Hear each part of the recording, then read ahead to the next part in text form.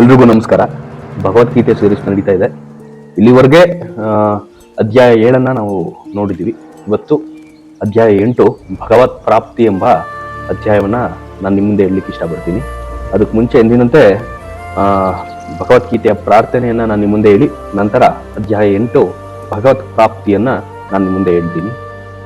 ಓಂ ಪ್ರಾರ್ಥಾಯ ಪ್ರತಿಬೋಧಿತಾಂ ಭಗವತಾ ನಾರಾಯಣೇನ ಸ್ವಯಂ ವ್ಯಾಸೇನ ಘೃತಿತಾಂ ಪುರಾಣ ಮುನಿನ ಮಧ್ಯೈ ಮಹಾಭಾರತಂ ಅದ್ವೈತಾಮೃತವರ್ಷಿಣೀಂ ಭಗವತೀಂ ಅಷ್ಟದಶಾಧ್ಯಾಯಿನೀಂ ಅಂಬತ್ವಮಾನುಸಂದದಾಮಿ ಭಗವದ್ಗೀತೆ ಭವದ್ವೇಷಿಣೀಂ ನಮೋಸ್ತುತೆ ವ್ಯಾಸ ವಿಶಾಲ ಬುದ್ಧೆ ಪುಲ್ಲಾರವಿಂದ್ರಾಯಿತ ಪತ್ರನೇತ್ರ ಯೇನ ತ್ವಯಾ ಭಾರತ ತೈಲಪೂರ್ಣಃ ಪ್ರಜ್ವಾಲಿತೋ ಜ್ಞಾನಮಯ ಪ್ರದೀಪ ಪ್ರಪನ್ನ ಪಾರಿಜಾತಾಯ ಸ್ತೋತ್ರವೈತ್ರೈಕಪಾಣಯೇ ಜ್ಞಾನಮುದ್ರಾಯ ಕೃಷ್ಣಾಯ ಗೀತಾಮೃತದುಯೇ ನಮಃ. ಸರ್ವೋಪನಿಷದೋ ಗಾವೋ ದುಗ್ಧ ಗೋಪಾಲನಂದನಃ ಪಾರ್ಥ ವತ್ಸ ಸುಧೀರ್ಭೋಕ್ತ ದುಗ್ಧಂ ಗೀತಾಮೃತಮತ್ ವಸುದೇವ ಸುತಂದೇವಂ ಕಂಸಚಾರುಣಮರ್ದನಂ ದೇವಕೀ ಪರಮಾನಂದಂ ಕೃಷ್ಣಂ ಮುಂದೆ ಜಗದ್ಗುರುಂ. ಎಂದಿನಂತೆ ಎಲ್ಲಾ ಶ್ಲೋಕಗಳನ್ನ ಫಸ್ಟು ಹೇಳಿ ನಂತರ ಅದರ ಅನುವಾದವನ್ನ ನಾನು ನಿಮ್ಮ ಮುಂದೆ ಹೇಳ್ತೀನಿ. ಅಧ್ಯಾಯ 8 ಭಗವತ್ ಪ್ರಾಪ್ತಿ. ಅರ್ಜುನ ಉವಾಚ ಕಿಂ ತದ್ ಬ್ರಹ್ಮ ಕಿಮಿದ್ಯಾತ್ಮ ಕಿಂ ಕರ್ಮ ಪುರುಷೋತ್ತಮ ಆದಿಭೂತಂ ಚ ಕಿಂ ಪ್ರೋಕ್ತ ಮಧಿ ದೈವಂ ಕಿಮುಚ್ಯತೆ ಆದಿಯಜ್ಞ ಕಥಂ ಕೋತ್ರ ದೇಯೇಸ್ಮಿನ್ ಮಧುಸೂದನ ಪ್ರಯಾಣ ಕಾಲೇ ಚ ಕಥಂ ಯಜ್ಞೇಯೋಸಿ ನಿಯತಾತ್ಮಭಿ. ಶ್ರೀ ಭಗವಾನುವಾಚ ಅಕ್ಷರಂ ಬ್ರಹ್ಮ ಪರಮಂ ಸ್ವಭಾವೋಧ್ಯಾತ್ಮಮುಚ್ಯತೆ ಭೂತಭಾವೋದ್ಭವಕರೋ ವಿಸರ್ಗ ಕರ್ಮ ಸಂಹಿತ ಆದಿಭೂತಂ ಕ್ಷರೋ ಭಾವ ಪುರುಷಾಶ್ಚಾಧಿ ದೈವತಂ ಆದಿಯಜ್ಞೋಹ ಮೇವಾತ್ರ ದೇಹೇ ದೇಹಭೃತಾಂಬರ ಅಂತಕಾಲೇ ಚ ಮಾವೇವ ಸ್ಮರನ್ ಮುಕ್ತ್ವಾ ಕಲೇವರಂ ಯಂ ಪ್ರಯಾತಿ ಸ ಮದ್ಭಾವಂ ಯಾತಿ ನಾಸ್ಯೈತ್ರ ಸಂಶಯ ಯಂ ಯಂ ವಾಪಿ ಸ್ಮರಂ ಭಾವಂ ಯಜಯಂತೆ ಕಲೇವರಂ ತಂ ತಮೇವೈತಿ ಕೌಂತೆಯ ಸದಾ ತದ್ಭಾವ ಭಾವಿತ.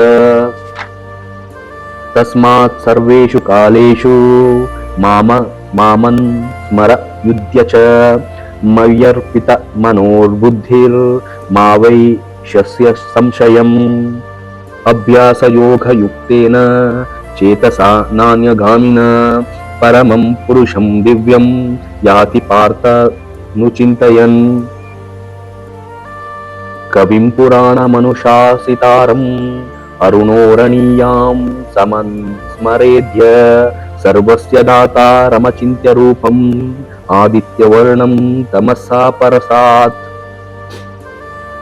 ಪ್ರಯಾಣಕಾಲೇ ಮನಸ್ಸಾಚಲೇನ ಭಕ್ತ್ಯಾ ಯುಕ್ತೋ ಯೋಗಬಲೇನ ಚೈವ ಭ್ರುವೋರ್ಮಧ್ಯೆ ಪ್ರಾಣಮಾವೇಶ ಸಮ್ಯಕ್ ಸತಂ ಪರಂ ಪುರುಷಮುಪೈತಿ ದಿವ್ಯಂ. ಯದಕ್ಷರಂ ವೇದವಿದೋ ವದಂತಿ ವಿಶಂತಿ ಯತಯೋ ವಿತರಾಗ ಯದಿಚ್ಛಂತೋ ಬ್ರಹ್ಮಚರ್ಯಂ ತಚ್ಚರಂತಿ ತತೆ ಪದಂ ಸಂಗ್ರಹೇಣ ಪ್ರವಕ್ಷ್ಯೆ. ಸರ್ವದ್ವಾರಾಣಿ ಸಂಯಮ್ಯ ಮನೋವೃದ್ಧಿ ನಿರುದ್ಯ ಚ ಮೂರ್ನಾಧಾಯಾತ್ಮನ ಪ್ರಾಣ ಮಾಸ್ಥಿತೋ ಯೋಗಧಾರಣಾಂ. ಓಂ ಇತ್ಯೇಕಾಕ್ಷರಂ ಬ್ರಹ್ಮ ವಾಯ ವ್ಯಾಹರನ್ಮಾ ಮನುಸ್ಮರನ್ ಯಂ ಪ್ರಯಾತಿ ತ್ಯಜನ್ ದೇಹಂ ಸ ಯಾತಿ ಪರಮಾಂ ಗತಿಂ. ಅನನ್ಯಚೇತಾ ಸತತಂ ಯೋ ಮಾಂ ಸ್ಮರತಿ ನಿತ್ಯಶ ತಸ್ಯಾಹಂ ಸುಲಭ ಪಾರ್ಥ ನಿತ್ಯಯುಕ್ತಸ್ಯ ಯೋಗಿನ. ಮಾಮುಪೇತ್ಯ ಪುನರ್ಜನ್ಮ ದುಃಖಾಲಯಮಶಾಶ್ವತಂ ನಾಪ್ನುವಂತಿ ಮಹಾತ್ಮಾನ ಸಂಸಿದ್ಧಿಂ ಪರಮಾಂ ಗತಾ. ಆಬ್ರಹ್ಮ ಭುವನಾಲೋಕ ಪುನರಾವರ್ತಿನೋರ್ಜುನ ಮಾಂ ಮುತ್ಯೇತು ಕೌಂತೆಯ ಪುನರ್ಜನ್ಮನ ವಿದ್ಯತೆ. ಸಹಸ್ರಯುಗ ಪರ್ಯಂತಂ ಮಹರ್ಯದ್ ಬ್ರಹ್ಮಣೋ ವಿಧು ರಾತ್ರಿಂ ಯುಗ ಸಹಸ್ರಾಂ ತಾಂ ದೇಹೋ ರಾತ್ರವಿದೋ ಜನ. ಅವ್ಯಕ್ತಾದ್ವ್ಯಕ್ತಯ ಸರ್ವ ಪ್ರಭವಂತ್ಯ ಹರಾಗಮೇ ರಾತ್ರ್ಯಾಗಮೇ ಪ್ರಲೀಯಂತೆ ತತ್ರೈವಾವ್ಯಕ್ತ ಸಂಜ್ಞಕೆ ಭೂತಗ್ರಾಮಾಸ ಏವಾಮ್ಯಂ ಭೂತ್ವಾ ಭೂತ್ವಾ ಪ್ರಲೀಯತೆ ರಾತ್ರ್ಯಾಗಮೇ ವಶ ಪಾರ್ಥ ಪ್ರಭವತ್ಯ ಹರಾಗಮೇ ಪರಸ್ತಸ್ಮಾತು ಭಾವೋನ್ಯೋ ವ್ಯಕ್ತೋ ವ್ಯಕ್ತಾತ್ ಸನಾತನ ಯಂ ಸರ್ವೇಷು ಭೂತೇಷು ನಶ್ಯುತ್ಸು ನ ವಿನಿಶ್ಯತಿ ಅವ್ಯಕ್ತೋಕ್ಷರ ಇತ್ಯುಕ್ತ ಸ್ತಮಾಹು ಪರಮಾಂ ಗತಿಂ ಯಂ ಪ್ರಾಪ್ಯ ನ ನಿರ್ವಂತರ್ತೆ ತಧಾಮ ಪರಮಂ ಮಮ ಪುರುಷಸ ಪರಪಾರ್ಥ ಭಕ್ತ್ಯಾ ಲಭ್ಯಸ್ವ ನನ್ಯಯ ಯಸ್ಯಾಂತಸ್ಥಾನಿ ಭೂತಾನಿ ಯೇನ ಸರ್ವಮಿದಂ ತತಂ ಯತ್ರ ಕಾಲೇ ತ್ವನಾವೃತ್ತಿ ಮಾವೃತ್ತಿಂ ಚೈವ ಯೋಗಿನ ಪ್ರಯಾತಾ ಯಾಂತಿ ತಂ ಕಾಲಂ ವಕ್ಷ್ಯಾಮಿ ಭರತವರ್ಷಭ ಅಗ್ನಿರ್ಜ್ಯೋತಿರಃ ಶುಕ್ಲ ಷಣ್ಮಾಸ ಉತ್ತರಾಯಣಂ ತತ್ರ ಪ್ರಯಾತಾ ಗಚ್ಚಂತಿ ಬ್ರಹ್ಮ ಬ್ರಹ್ಮವಿದೋ ಜನ ಧೂಮೋ ರಾತ್ರಿಸ್ತಥಾ ಕೃಷ್ಣ ಷಣ್ಮಾಸಾ ದಕ್ಷಿಣಾಯನಂ ತತ್ರ ಚಾಂದ್ರಮಸಂ ಜ್ಯೋತಿರ್ ಯೋಗಿ ಪ್ರಾಪ್ಯ ನಿವರ್ತತೆ ಶುಕ್ಲ ಕೃಷ್ಣೇ ಗತಿ ಹೇತೆ ಜಗತ ಶಾಶ್ವತೆ ಮತೆ ಏಕಯಾ ಯಾತ್ಯಾನಾವೃತ್ತಿ ಮನ್ಯಾ ವರ್ತತೆ ಪುನಃ ನೈತೆ ಶ್ರುತಿ ಪಾರ್ಥ ಜಾನನ್ ಯೋಗಿ ವಿಹೃತಿ ಕಶ್ಚನ ತಸ್ಮಾತ್ ಸರ್ವೇಷು ಕಾಲೇಷು ಯೋಗಯುಕ್ತೋ ಭವಾರ್ಜುನ ವೇದೇಷು ಯಜ್ಞೇಷು ತಪೇಷು ಚೈವ ದಾನೇಷು ಯತ್ ಪುಣ್ಯಫಲಂ ಪ್ರದಿಷ್ಟಂ ಅತ್ಯೇತಿ ತತ್ಸರ್ವಮಿದಂ ವಿದಿತ್ವಾ ಯೋಗಿ ಪರಂ ಸ್ಥಾನಮುಪೈತಿ ಚಾಧ್ಯಂ. ಇಲ್ಲಿಗೆ ಶ್ರೀಮದ್ ಭಗವದ್ಗೀತೆ 8ನೇ ಅಧ್ಯಾಯ ಭಗವತ್ ಪ್ರಾಪ್ತಿಯ ಶ್ಲೋಕಗಳು ಮುಗಿಯಿತು.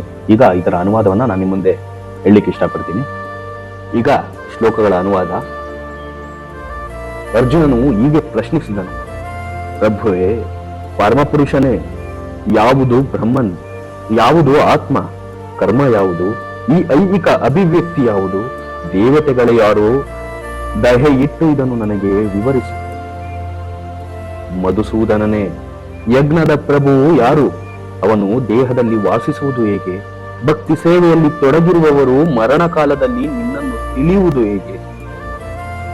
ದೇವೋತ್ತಮ ಪರಮಪುರುಷನು ಹೀಗೆ ಹೇಳಿದನು, ಅವಿನಾಶಿಯಾದ ದಿವ್ಯ ಜೀವಿಗೆ ಬ್ರಹ್ಮನ್ ಎಂದು ಹೆಸರು. ಅವನ ನಿತ್ಯ ಸ್ವಭಾವವನ್ನು ಆಧ್ಯಾತ್ಮ ಅಥವಾ ಆತ್ಮ ಎಂದು ಕರೆಯುತ್ತಾರೆ. ಜೀವಿಗಳ ಭೌತಿಕ ಶರೀರಗಳ ಬೆಳವಣಿಗೆಗೆ ಸಂಬಂಧಿಸಿದ ಕ್ರಿಯೆಗೆ ಕರ್ಮ ಎಂದು ಹೆಸರು. ಶರೀರಧಾರಿಗಳಲ್ಲಿ ಅತ್ಯಂತ ಶ್ರೇಷ್ಠನಾದ ಅರ್ಜುನನೇ, ಸದಾ ಬದಲಾಗುತ್ತಿರುವ ಭೌತಿಕ ಪ್ರಕೃತಿಗೆ ಆದಿಭೂತ ಎಂದು ಹೆಸರು.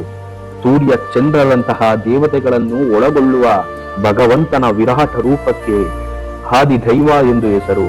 ಎಲ್ಲಾ ಶರೀರಧಾರಿಗಳ ಹೃದಯದಲ್ಲಿ ಪರಮಾತ್ಮನಿಂದ ಪ್ರತಿನಿಧಿತನಾದ ನನಗೆ, ಪರಮ ಪ್ರಭುವಿಗೆ ಆದಿ ಯಜ್ಞ ಎಂದು ಹೆಸರು. ಅಂತ್ಯಕಾಲದಲ್ಲಿ ನನ್ನನ್ನು ಸ್ಮರಿಸುತ್ತಾ ಯಾವನು ದೇಹವನ್ನು ಬಿಡುವನೋ ಅವನು ಕೂಡಲೇ ನನ್ನ ಸ್ವಭಾವವನ್ನು ಹೊಂದುತ್ತಾನೆ. ಇದರಲ್ಲಿ ಸಂಶಯವೇ ಇಲ್ಲ.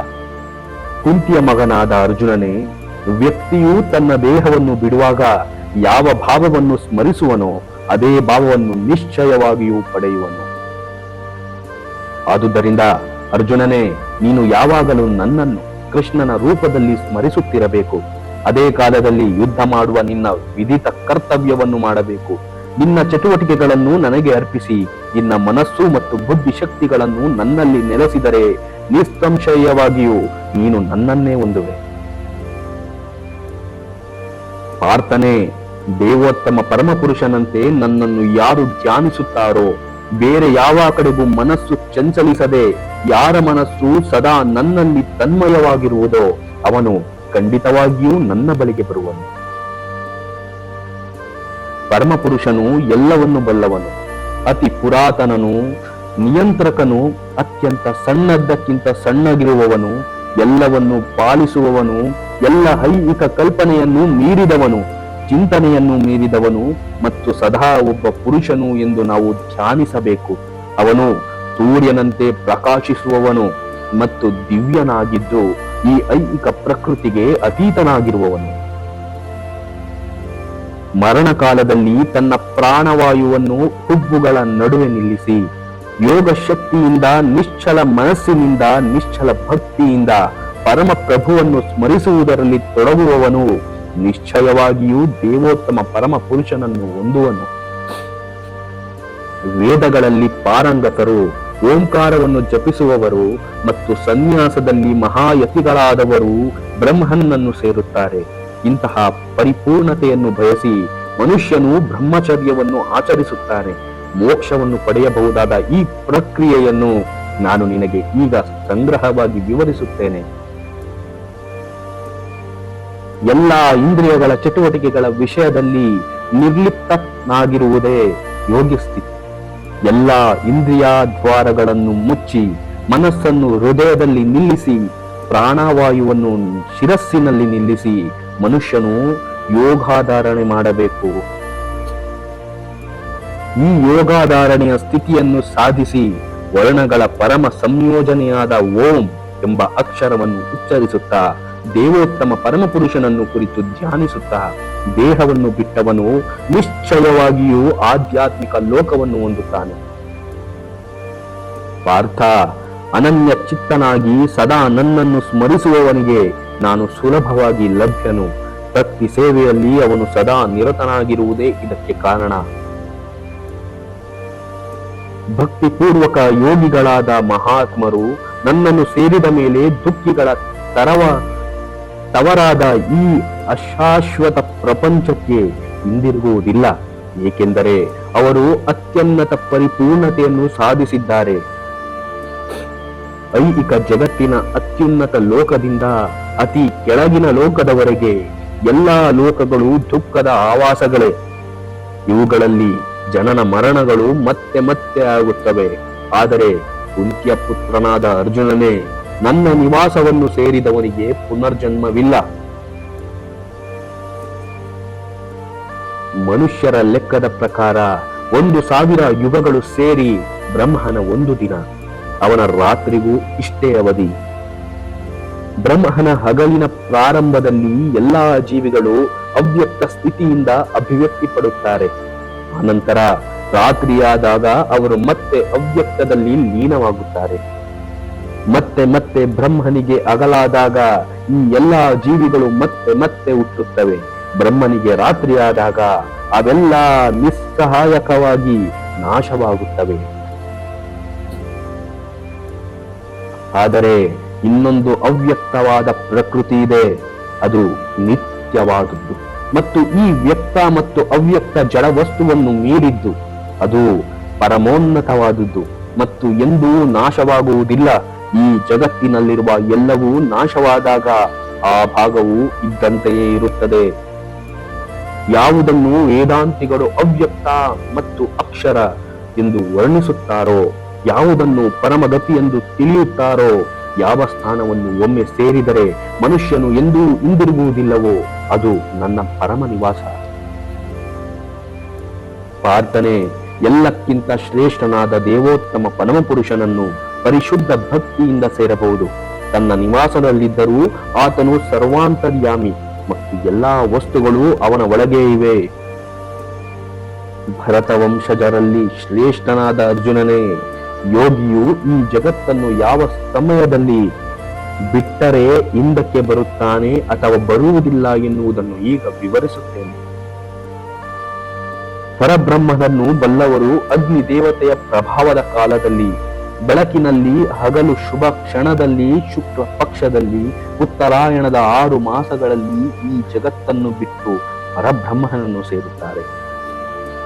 ಧೂಮ ಕಾಲದಲ್ಲಿ, ರಾತ್ರಿಯಲ್ಲಿ, ಕೃಷ್ಣ ಪಕ್ಷದಲ್ಲಿ, ದಕ್ಷಿಣಾಯನದ 6 ತಿಂಗಳಲ್ಲಿ ಮರಣ ಹೊಂದುವ ಯೋಗಿಯು ಚಂದ್ರ ಲೋಕವನ್ನು ಸೇರುತ್ತಾನೆ. ಆದರೆ ಮರಳಿ ಬರುತ್ತಾನೆ. ವೈದಿಕ ಅಭಿಪ್ರಾಯದಂತೆ ಈ ಜಗತ್ತನ್ನು ಬಿಡಲು 2 ರೀತಿಗಳಿವೆ. ಒಂದು ಬೆಳಕಿನಲ್ಲಿ, ಎರಡನೆಯದು ಕತ್ತಲಿನಲ್ಲಿ. ಬೆಳಕಿನಲ್ಲಿ ನಿರ್ಗಮಿಸುವುದನ್ನು ಹಿಂದಕ್ಕೆ ಬರುವುದಿಲ್ಲ, ಆದರೆ ಕತ್ತಲೆಯಲ್ಲಿ ನಿರ್ಗಮಿಸಿದವನು ಹಿಂದಕ್ಕೆ ಬರುತ್ತಾನೆ. ಅರ್ಜುನ, ಭಕ್ತರಿಗೆ ಈ ಎರಡು ಮಾರ್ಗಗಳು ತಿಳಿದಿದ್ದರೂ ಅವರು ಗೊಂದಲಕ್ಕೀಡಾಗುವುದಿಲ್ಲ. ಆದುದರಿಂದ ಸದಾ ಯೋಗಯುಕ್ತನಾಗಿರು. ಭಕ್ತಿಪೂರ್ವಕ ಸೇವೆಯ ಮಾರ್ಗವನ್ನು ಸ್ವೀಕರಿಸುವವನು ವೇದಾಧ್ಯಯನ, ಯಜ್ಞಗಳ ಆಚರಣೆ, ಧ್ಯಾನ ಮಾಡುವುದು ಮತ್ತು ತಾತ್ವಿಕ ಮತ್ತು ಕಾಮ್ಯ ಕರ್ಮಗಳಿಂದ ಬರುವ ಫಲಗಳನ್ನು ಕಳೆದುಕೊಳ್ಳಬೇಕಾಗಿಲ್ಲ. ಭಕ್ತಿ ಸೇವೆ ಮಾಡಿದರೆ ಸಾಕು, ಆತನು ಇವೆಲ್ಲವನ್ನೂ ಪಡೆಯುತ್ತಾನೆ ಮತ್ತು ಕಡೆಯಲ್ಲಿ ಪರಮ ಶಾಶ್ವತ ನಿವಾಸವನ್ನು ಸೇರುತ್ತಾನೆ. ಇಲ್ಲಿಗೆ ಶ್ರೀಮದ್ ಭಗವದ್ಗೀತೆಯ 8ನೇ ಅಧ್ಯಾಯ ಭಗವತ್ ಪ್ರಾಪ್ತಿ ಸಂಪೂರ್ಣವಾಗಿ ಮುಗಿಯಿತು. ನಮಸ್ಕಾರ.